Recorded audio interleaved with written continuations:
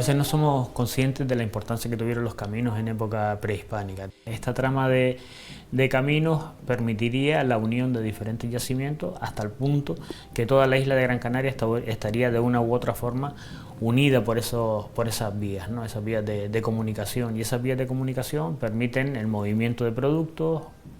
por el comercio, por intercambio o por las fórmulas que ellos tuvieran, pero también permite el traslado de personas, de ideas, de noticias. Es cierto que a medida que avanzase el proceso de poblamiento,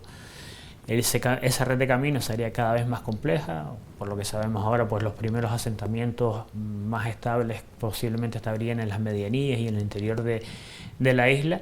Pero a medida que fue avanzando el tiempo, fue incrementándose la población, nos encontraríamos con que esa red de senderos se hacía más compleja, más amplia, llegaría a mayor diversidad de espacios. Uno de los ejemplos que se suele poner para hablar de la comunicación entre diferentes territorios de la isla y para manifestar la existencia de esos caminos es, por ejemplo, la obsidiana. La obsidiana, ese vidrio volcánico que los antiguos habitantes de Gran Canaria utilizaron para fundamentalmente actividades de corte, se produce única y exclusivamente en muy pocos sitios, y uno de los más importantes es el conjunto de la montaña de Ogarzales, la montaña del Cedro y las Loas. Esa obsidiana, que es fácilmente reconocible y se han hecho diferentes estudios, la vamos a encontrar, que se produce en ese lugar concreto, la vamos a encontrar en lugares tan cercanos como la propia aldea o Galdar, pero también la vamos a encontrar en Agüimes, en Arguineguín, en el interior de Gran Canaria. Y es algo también que estamos viendo en diferentes ejemplos en los últimos siglos de la secuencia histórica de los antiguos canarios, fundamentalmente a partir del siglo XI, XII, es decir, 300 o 400 años antes de la conquista. La explotación de los recursos marinos se intensifica de forma muy significativa, hasta el punto que en muchos asentamientos costeros se tiene una producción que está muy por encima de la demanda, de las necesidades de esa población local. Posiblemente sus productos se movilizarían a otros territorios de la isla y se generaría ese intercambio, como les decía, de productos, pero también de ideas y de noticias, que terminan conformando una identidad étnica que podemos reconocer a escala insular y de la que los caminos serían muy, muy responsables. Lo bueno del camino, como otros muchos, ¿no? Lo que nos encontramos es que vamos a ser capaces de acercarnos a diferentes yacimientos de diferentes tipologías y que nos van a ofrecer una lectura pues muy cabal, ¿no? De lo que fue en la ocupación de los antiguos canarios, de este territorio, pero también de la secuencia histórica con la que nos vamos a encontrar, ¿no? Entonces, si partimos de la costa, por ejemplo, nos encontramos con dos yacimientos, yo creo que además son muy, muy significativos, que son Punta Mujeres y el yacimiento de Lomo Perera. Los dos son ejemplos de construcciones en piedra seca, construcciones de casas, lo que hoy conocemos como casas, que muestran una tipología muy característica, que son estructuras circulares al exterior y cruciformes en el interior. Dentro de esta tipología general nos encontramos con variaciones, evidentemente, pero sí que es una tipología que solamente se registra en la arqueología de Gran Canaria, por el momento, a partir del siglo XI, entre el siglo XI y el siglo XV, es decir, los últimos 400, 500 años, esta tipología de casas que nos está hablando de una ocupación del entorno litoral de Gran Canaria muy significativa, que se concentra fundamentalmente entre la línea de costa y los 250 metros sobre el nivel del mar, que constituye la primera etapa de este camino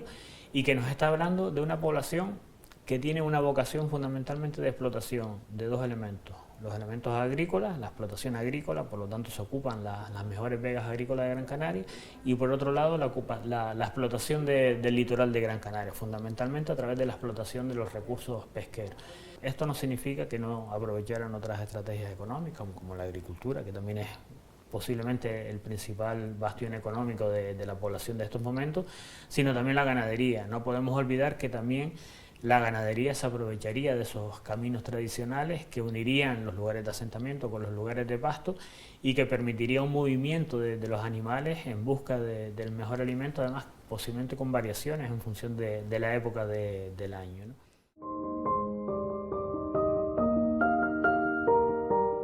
La necrópolis de Arteaga es un lugar de visita obligatoria, bien haciendo el camino o en cualquier otro momento, porque además es uno de los lugares más especiales de Gran Canaria, pues desde diferentes puntos de vista, desde el punto de vista patrimonial, paisajístico y arqueológico, ¿no? Es un gran cementerio conformado por construcciones tumulares, Se calcula que en torno a 1 millar de construcciones funerarias se localizan en ese lugar. Y además aparece que es un yacimiento, un cementerio que aparece rodeado por un pequeño muro que delimita buena parte del cementerio, ¿no? Los antiguos habitantes de Gran Canaria eligieron este lugar para instalar este cementerio por la particularidad paisajística que tiene, ¿no? El yacimiento está sentado sobre un gran derrumbe que se produce de la ladera que está inmediatamente detrás de la necrópolis, y ese canchal de piedra se aprovecha para construir un gran yacimiento, una gran necrópolis como es la de Arteara. ¿Y esto qué significa? Que por primera vez a lo largo de nuestra historia se materializa en el paisaje, se hace evidente en el paisaje la huella de la muerte.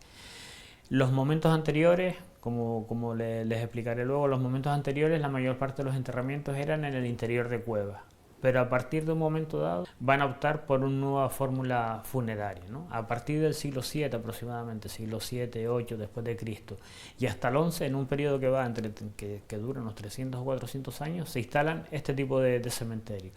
Son yacimientos que tienen una carga histórica y patrimonial muy importante, porque nos hablan de un cambio muy significativo. Si los primeros siglos de ocupación de Gran Canaria nos encontramos que la mayor parte de los cementerios están en el interior de cuevas, donde están presentes buena parte de los miembros de la comunidad, es decir, nos encontramos hombres, mujeres, ancianos, niños, niñas, hasta recién nacidos.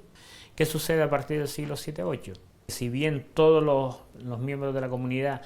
están en el mismo cementerio, hay personas que tienen una mayor relevancia y se exhiben identidades sociales donde lo que se marca, donde lo que se prima es la desigualdad. Y además se da una circunstancia muy significativa, que de repente en este tipo de cementerios desaparecen los individuos más pequeños. Ya no es toda la población la que se incluye en este cementerio, se hace una selección de aquellas personas que, por así decir, son merecedoras de un tratamiento funerario normativo. Son verdaderos hitos territoriales que se reconocerían porque la muerte se convierte en un lenguaje que se materializa en el paisaje y sirve para comunicar que estos somos nosotros o estos fuimos nosotros y esto está asociado a nuestras formas de vida, que sirve también de comunicación para aquellas personas ajenas al grupo, porque además tienen una relevancia territorial que son muy perceptibles y son muy fácilmente reconocibles, y además constituyen elementos que marcan, por así decir, la primera manifestación de las desigualdades sociales en el caso de Gran Canaria. El conjunto Rociana es un conjunto, posiblemente el enclave con mayor cantidad de cuevas artificiales de toda Gran Canaria. Las descripciones del siglo XIX hablan de una auténtica colmena, ¿no? Que está conformado fundamentalmente por cuevas artificiales, en la que nos vamos a encontrar cuevas viviendas, pero también uno de los elementos más significativos de la arqueología de Gran Canaria, como son los lugares de almacenamiento, los graneros colectivos, ¿no? Entonces es un espacio además muy significativo también porque hay algunas cuevas que tienen restos de pintura. En el interior de Rociana está una de las conocidas como Cueva de las Estrellas, que es una cueva artificial que sobre un fondo negro hay pintadas en color blanco unos elementos que han sido interpretados como estrellas, en otro caso ha sido interpretada como lluvia, ¿no? De todos estos yacimientos, quizás el que podía ser más ilustrativo de la historia de los antiguos habitantes de Gran Canaria es el de la Fortaleza. Además es un yacimiento que resulta visitable, que tiene un centro de interpretación asociado y que nos permite hacer una lectura integral de buena parte del poblamiento. De hecho, que sepamos, la Fortaleza es el yacimiento arqueológico de Gran Canaria que tiene la fecha por carbono 14 más antigua de la isla. Y sabemos que es un yacimiento que está ocupado al menos desde el siglo III-IV después de Cristo hasta el momento de la conquista. Nos tenemos que hacer la idea de al menos 40 generaciones de canarios y de canarias que estuvieron viviendo en el mismo sitio, explotando el mismo territorio, posiblemente con cambios y continuidades en sus formas de vida, ¿no? Quizás en los momentos iniciales con un desarrollo más importante de la ganadería con respecto a la agricultura, pero siempre este mismo lugar. y posiblemente la fortaleza venga precisamente por el aspecto fortificado que tiene el acceso a la cumbre. Lo que nos encontramos es que desde la base hasta la zona más alta de la fortaleza nos encontramos con una serie de caminos que han sido habilitados mediante pasos, construcciones y muros que nos están marcando una senda que nos llevan a la cima de la fortaleza, donde hay registradas una serie de construcciones de morfología circular, de planta circular, que se asocian a lugares de culto. El Barranco Hondo es posiblemente el conjunto troglodita más importante de toda Gran Canaria. Son cuevas artificiales que además en este caso nos encontramos con que han sido reutilizadas y reocupadas a lo largo de diferentes momentos, no solamente en época prehispánica, sino también en momentos que siguen al proceso de conquista, ¿no? A diferencia de lo que nos encontramos en la fortaleza, que es un mundo donde el culto se hace al aire libre, en lugares prominentes como el de la cima de la fortaleza, en el conjunto de Risco Caído, el culto parece que se hace en el interior de las cuevas y donde se va a hacer, se va a materializar, o por lo menos lo que nosotros somos capaces de leer, en esas representaciones de triángulos púbicos femeninos. Desde ese punto de vista, quizás lo que nos esté reflejando, tanto si unimos la cronología como el tipo de representación, es que estamos hablando de un mundo donde el culto a la fertilidad adquiere una mayor importancia, quizás porque cada vez adquiere mayor significación la práctica agrícola, ¿no? Este tipo de representaciones están muy vinculados a muchos contextos agrícolas y por lo tanto quizás el mundo de las ideas en el conjunto de Barranco Hondo, en el conjunto de Risco Caído, sea una muestra evidente de unas nuevas formas de vida o de cambios en esas formas de vida que ahora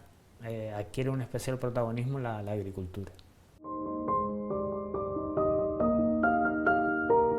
Cuando visitamos la Plaza de Santiago o la iglesia de Santiago de los Caballeros, lo que nos encontramos es con unas estructuras que están superpuestas o que estuvieron superpuestas a un gran asentamiento prehispánico, y de hecho es una práctica que vamos a reconocer en diferentes puntos de Gran Canaria, ¿no? Donde los primeros colonos europeos se instalan aprovechando estructuras o localizaciones que ya previamente habían sido ocupadas por los antiguos habitantes de Gran Canaria, y lo encontramos en Galdar, lo encontramos en Agüime, lo encontramos en Telde, es decir, lo encontramos en diferentes puntos de Gran Canaria. Y además Galdar porque tuvo una especial significación desde el punto de vista político, social y económico en los últimos momentos de la secuencia histórica de los antiguos habitantes de Gran Canaria, ¿no? Y el centro de ese caserío, el centro del espacio que nosotros hoy podemos visitar es la Cueva Pintada, ¿no? Esa cámara policromada con las manifestaciones pictóricas más complejas de toda Gran Canaria. Hoy sabemos que hay pinturas rupestres en otros yacimientos de Gran Canaria, pero con la complejidad y con la magnífica conservación que tienen en la actualidad, que tiene la Cueva Pintada, no hay comparación. El yacimiento o el conjunto de la Cueva Pintada además presenta esa singularidad que nos habla también de la estrecha relación que en ese momento se establece entre el mundo de los vivos y el mundo de los muertos. No podemos olvidar que en el momento del hallazgo de la Cueva Pintada se nos habla que en el interior de la cámara policromada se recuperaron los restos de varias momias. Es decir, ese lugar directamente vinculado con el mundo de los antepasados, y de hecho parte de las pinturas han sido explicadas precisamente como emblemas, como elementos iconográficos de identificación de linaje o de un grupo familiar o de una saga familiar, donde además estaban los restos humanos en el interior, ¿no? El mundo de los vivos y de los muertos, el mundo de la ideología y el mundo de la vida cotidiana en estas poblaciones no tendrían la distinción que tenemos en la actualidad.